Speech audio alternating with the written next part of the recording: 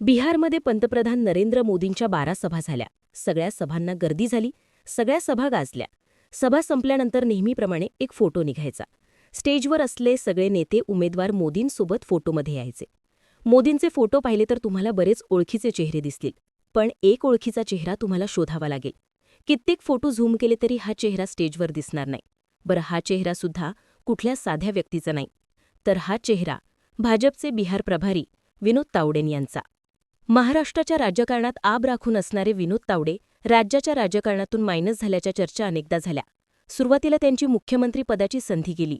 त्यानंतर पैशांच्या राड्याचं प्रकरण झालं. तावडे गेले कुठे हा प्रश्न उभा राहिला. पण या प्रश्नाचं उत्तर होतं राष्ट्रीय राजकारण. भाजपच्या लोकसभा उमेदवारांची यादी जाहीर करणारे तावडे 3 वर्षाआधी बिहारचे भाजप प्रभारी झाले. 2025मध्ये होणाऱ्या बिहार विधानसभा निवडणुकीचं शिवधनुष्य उचललं आणि भाजपला आत्तापर्यंत कधीच जे जमलं नाही ते करून दाखवलं. सगळ्यात मोठा पक्ष ठरलेल्या भाजपच्या डोक्यावर सध्या मुकुट आहे आणि किंगमेकर विनोद तावडे आहेत. बिहारच्या राजकारणात विनोद तावडे किंगमेकर कसे ठरले पाहूयात या व्हिडिओमधून. नमस्कार, मी शिवानी आणि तुम्ही पाहताय आजचा आवाज. 2022मध्ये विनोद तावडे यांना भाजप प्रभारी म्हणून बिहारमध्ये जबाबदारी मिळाली. त्यानंतर त्यांनी सगळ्यात पहिलं काम केलं ते भाजपसाठी ग्राउंड भक्कम करण्याचं. एव्हीबीपीमध्ये काम करण्याचा अनुभव असलेल्या विनोद तावड्यांनी बिहारमध्येही भाजपची यंत्रणा ॲक्टिव्हेट केली. खास करून ग्रामीण भागात पक्ष कसा वाढेल, पक्षाच्या कार्यकर्त्यांना प्रशिक्षण कसं दिलं जाईल, बूथ लेव्हलला पक्षाचं हे केडर कसं चॅनलाइज होईल, याकडे विनोद तावडेंनी लक्ष दिलं. मग त्यांनी दुसरी चाल खेळली.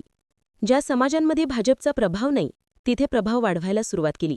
भाजपबद्दल बिहारमध्ये एक समज होता, तो म्हणजे उच्चवर्णीयांचा पक्ष.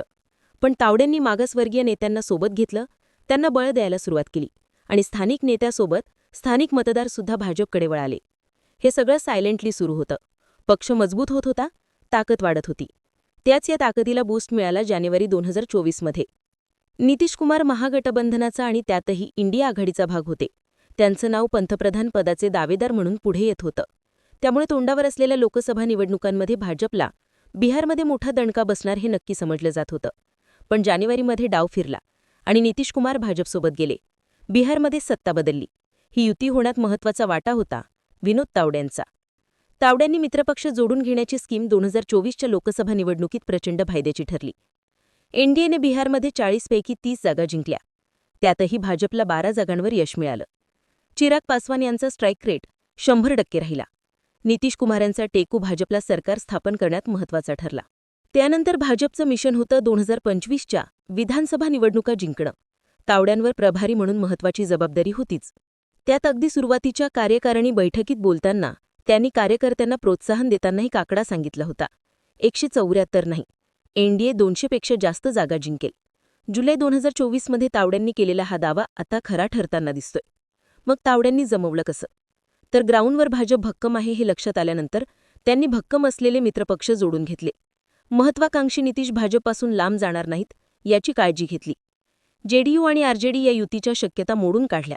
तर दुसऱ्या बाजूला चिराग पासवान यांनाही अंतर दिलं नाही. लोकसभा निवडणुकीत हंभरचा स्ट्राईक रेट ठेवल्याने चिराग पासवान यांना आशा वाढल्या होत्या. त्यामुळे त्यांनी विधानसभेसाठी 40 जागा हव्याच असल्याचा हट्ट केला. त्या चिराग विरुद्ध नितीश अशी संघर्षाची शक्यता असल्याने चिराग पासवान कधीही इंडियाला अंतर देतील अशी चर्चा सुरू झाली. पण जेव्हा चिराग पासवान रुसल्याच्या बातम्या आल्या तेव्हा त्यांची भेट घेऊन त्यांना समजवणारे, त्यांना 29 जागांवर राजी करणारे एक नेते विनोद तावडेच होते. पासवान यांना यंदाच्या निवडणुकीतही चांगलं यश मिळताना दिसतंय. पण त्यांच्यामुळे पासवान समाजसुद्धा चांगल्या ताकदीनं एनडीएच्या मागे उभा राहिला. त्याचा सगळ्यात जास्त फायदा भाजपला झाला, कारण त्यांचे पारंपरिक मतदार नव्हते त्यांनीसुद्धा त्यांना पाठिंबा दिला. दुसऱ्या बाजूला जेडीयूसुद्धा जागा वाटपात ताणून धरेल अशी चर्चा होती. पण तावड्यांनी जेडीयूला सुद्धा भाजपच्या बरोबरीच्या 101 जागांवर सहमत केलं. जागा वाटप लवकर सॉर्ट करून एनडीए प्रचारात पुढे गेली. दुसऱ्या बाजूला महागठबंधन मात्र शेवटपर्यंत जागा वाटपामुळेच भांडत राहिला आणि हिट विकेट होऊन बसलं. या सगळ्याचा परिणाम म्हणजे भाजपला आजवर कधीच बिहारमध्ये सगळ्यात मोठा पक्ष होणं जमलं नव्हतं. पण यंदा ती जादू झाली. तावड्यांनी शांतीत केली. तावडे किंगमेकर ठरले. कारण मिशन 45, पंतप्रधान नरेंद्र मोदी, गृहमंत्री अमित शाह यांच्यासोबतच महाराष्ट्राचे मुख्यमंत्री देवेंद्र फडणवीस, दिल्लीच्या मुख्यमंत्री रेखा गुप्ता यांनी बिहारमध्ये ताकद लावून भाजपचा प्रचार केला. पण बिहार भाजपनं केंद्रीय नेतृत्वासोबत एकत्र मिळून 45 नेत्यांवर बिहारची जबाबदारी दिली होती. या नेत्यांमध्ये केंद्रीय मंत्री होते, खासदार होते आणि राज्यातली नेतेसुद्धा. प्रत्येक नेत्याचा कुठल्या भागात प्रभाव आहे, तिथली जातीय समीकरणं काय आहेत, तिथे पक्षीय बलाबल कसं आहे, प्रत्येक गोष्टीची बारकाईनं आखणी केली गेली.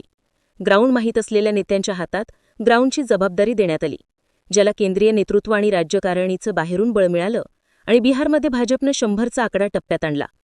वन साईड एनडीएपेक्षा वन साईड भाजप असं चित्र निर्माण झालं. भाजपला ग्राउंड सोपं गेलं कारण भाजपची कागदावरची आखणी मजबूत होती. विनोद तावडेंनी आणखी एक गोष्ट जमवली, ती म्हणजे लोकप्रिय चेहरे पक्षाशी जोडून घेतले. अलीनगरमधून त्यांनी मैथिली ठाकूर या गायिकेला पक्षात घेतलं, तिकीटसुद्धा दिलं. सुरुवातीला त्यांच्या निर्णयाबद्दल शंका विचारण्यात आल्या, पण आजपर्यंत न जिंकता आलेली अलीनगरची जागा यंदा भाजपच्या टप्प्यात आहे. ही वस्तुस्थिती आहे. भोजपुरी स्टार पवन सिंग यांना सप्टेंबरमध्येच विनोद तावडेंनी पक्षात घेतलं. तेव्हा त्यांनी जाहीरपणे सांगितलं होतं की पवन सिंग पक्षासाठी कार्यकर्ता म्हणून काम करतील. त्यांची ही मोहीम महत्त्वाची ठरली, कारण भोजपूरमधील 46 जागांपैकी 31पेक्षा जास्त जागांवर एनडीए आघाडीवर आहे. थोडक्यात तावड्यांनी फक्त जेडीयू, एलजेपी, आरवी हे मोठे पक्षच युती म्हणून सांभाळले नाहीत, तर त्यांनी नव्या चेहऱ्यांना पुढे आणलं. जिथे भाजपकडे चेहरे नव्हते तिथे हे चेहरे पुढे आले आणि भाजपची नौका पार लागली. भाजप बिहारमध्ये कात्रीत सापडलं असतं. नितीशांशिवाय सरकार बनवणं अवघड झालं असतं, तर केंद्रात भाजपची अडचण झाली असतीच. पण सोबतच भाजपवर मित्रपक्षांचा दबावसुद्धा वाढला असता. त्यामुळे भाजपला बिहारमध्ये फक्त सरकार आणणं फायद्याचं नव्हतं. त्यांना 25 ते 30 फिरसे नितीश असं म्हणणाऱ्या नितीश कुमारांना सांभाळून स्वतःची ताकदसुद्धा वाढवायची होती. हीच जबाबदारी विनोद तावडेंनी पार पाडली. त्यांनी भाजपला 100च्या उंबरठ्यावर नेलं, सगळ्यात मोठा पक्ष बनवलं. शांतीत क्रांती करत, वारसने पुढे न येता स्टेजपेक्षा जास्त ग्राउंडवर दिसत भाजपच्या डोक्यावर मुकुट चढवला. अर्थात हे होऊनसुद्धा तावडे प्रसिद्धीपासून लांब राहतील. विजयाच्या स्टेजवर दिसणार नाहीत. ते शांतपणे आखणी करतील पुढच्या इलेक्शनची, कदाचित 100% भाजपची. विनोद तावडेंच्या बिहारमधल्या रणनीतीबद्दल तुम्हाला काय वाटतं? तुमची मतं आणि प्रतिक्रिया कमेंट करून नक्की सांगा. आणि माहितीपूर्ण व्हिडिओज पाहण्यासाठी आजचा आवाज या यूट्यूब चॅनलला सबस्क्राईब करायला विसरू नका.